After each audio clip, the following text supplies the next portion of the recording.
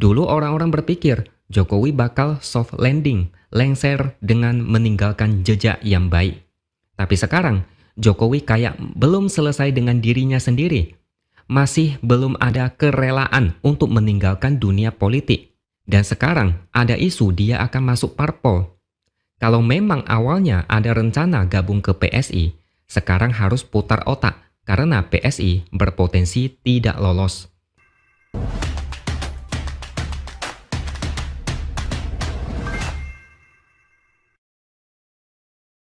Halo, bertemu lagi dengan saya, X Hardy di Opini Siwer. Biasanya, semakin tinggi sebuah pohon, maka anginnya makin kencang. Tapi tampaknya ini enggak berlaku untuk partai PSI. PSI masih partai kecil, tapi udah menghadapi badai yang terlampau besar. Ini semua terkait dengan suara partai yang melonjak secara signifikan, tapi dianggap banyak orang sangat mencurigakan. Memang, menurut beberapa penelusuran media, ada kesalahan dalam hal data yang tertukar. Suara PSI tertukar dengan suara tidak sah. Misalnya, suara mereka aslinya cuma beberapa atau 0 dan suara tidak sah sekian. Kemudian suara tidak sah ini pindah ke partai itu. Ada banyak TPS lain yang juga mengalami hal yang serupa. Kalau menurut KPU, itu bukan penggelembungan suara, itu cuma kesalahan baca data. Teknologinya tidak akurat membaca data. Tapi yang jadi masalah, kenapa cuma PSI yang paling banyak kejanggalan? Logikanya, kalau problemnya ada di sistem, seharusnya masalah ini merata terjadi di semua parpol. Belum lagi masalah quick count. Suara PSI beda sendiri dengan suara hitungan quick count. Dan semua lembaga quick count kompak melakukan kesalahan hanya pada PSI. Bukankah ini aneh? Dengan banyaknya kejanggalan itu, PSI menghadapi badai dahsyat. Jutaan mata dan perhatian tertuju pada partai ini. Setiap gerak-gerik partai ini mendapatkan perhatian ekstra ketat dari masyarakat. Partai ini seolah tidak dipercaya banyak orang karena dianggap mencurigakan. Ada beberapa petinggi lembaga survei yang komentar tentang suara partai PSI.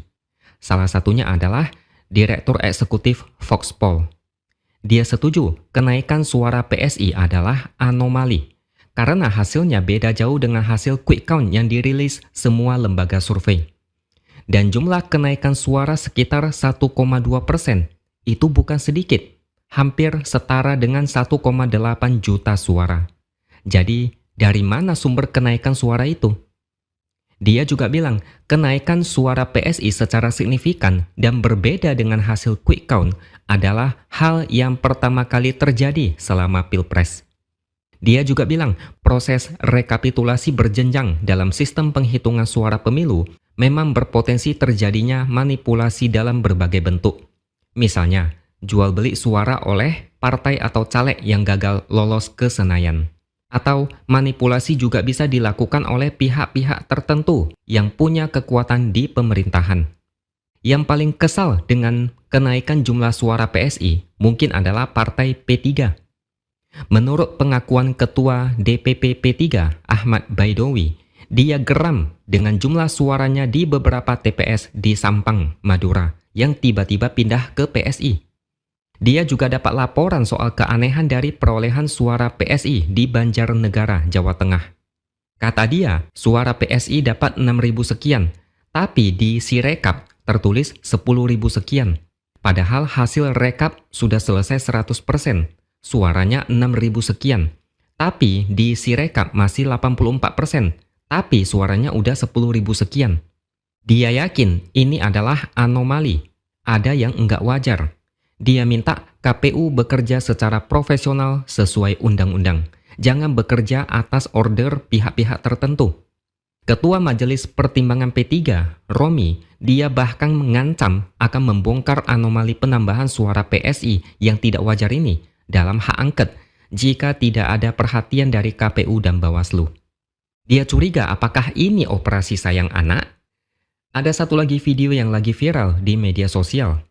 Saya nggak tahu ini benar atau enggak. tapi banyak di-share dan juga diberitakan di beberapa media. Ada anggota Panitia Pemilihan Kecamatan atau PPK Bekasi Timur. Dia mengkonfirmasi adanya upaya untuk menggelembungkan suara melalui Sirekap. Di video itu, dia bilang ada 2 jenis aplikasi Sirekap yang dimiliki PPK, yaitu aplikasi Sirekap Utama dan aplikasi Sirekap Operator. Aplikasi Sirekap Utama dipegang oleh Ketua PPK, dan aplikasi Sirekap Operator dipegang oleh PPK, termasuk dia sendiri. Aplikasi Sirekap Utama ini fungsinya untuk melakukan penghentian rekapitulasi suara jika pleno tingkat kecamatan udah selesai. Tapi, kata dia, penghentian dan pembukaan hasil rekapitulasi itu bisa dilakukan kapanpun dan dimanapun, termasuk mengubah data perolehan suara oleh orang yang memegang akun Sirekap Utama. Makanya dia mengakui dugaan penggelembungan suara di Bekasi Timur bisa terjadi dengan penyalahgunaan aplikasi Sirekap Utama. Tapi dia mengaku nggak tahu kapan praktik penggelembungan suara itu terjadi. Itu terjadi tanpa sepengetahuan dia dan rekan PPK lain, dan mereka juga nggak punya kendali di aplikasi Sirekap Utama. Sebenarnya, masih banyak kejanggalan-kejanggalan terkait penggelembungan suara. Silakan kalian cari sendiri di media sosial atau pemberitaan media. Ada banyak sekali. Kalian bakal pusing sendiri melihat fenomena Pilpres saat ini. Sampai sekarang, masih belum jelas kenapa suara PSI bisa melonjak drastis. Mungkin masuknya suara PSI belum proporsional atau bisa karena faktor lain.